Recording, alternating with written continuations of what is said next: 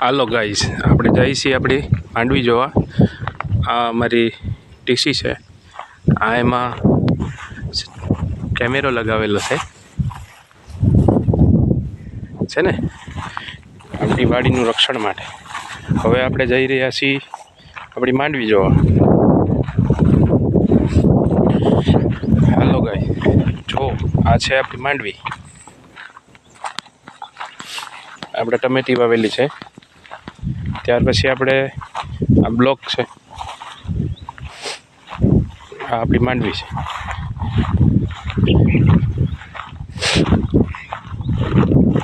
છે ને, એક નંબર છે. બસ હવે નવરાત્રિ પછી 4-5 દિવસની અંદર માંડવી આપણે કાઢવાની છે.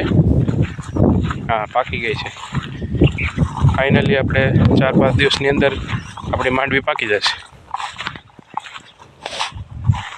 નવરાત્રિ પછી 4-5 દિવસની અંદર આ આપણી માંડવી છે.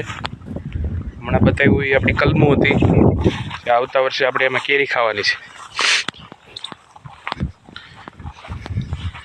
જો આપણે ઘરે ટાંકો હતો એ લઈને આવી મેકી દીધો દવા છાંટવા માટે. દવા છાંટવા માટે ટાંકો લઈને આવી મેકી દીધો. હવે આપણે એવા ગયા છીએ બીજી માંડવી છે. એને 4-5-8 દિવસની વાર છે. બધી હારે નીકળશે.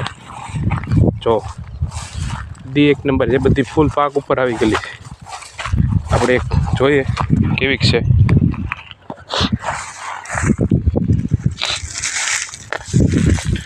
આવી છે આપણી માંડવી.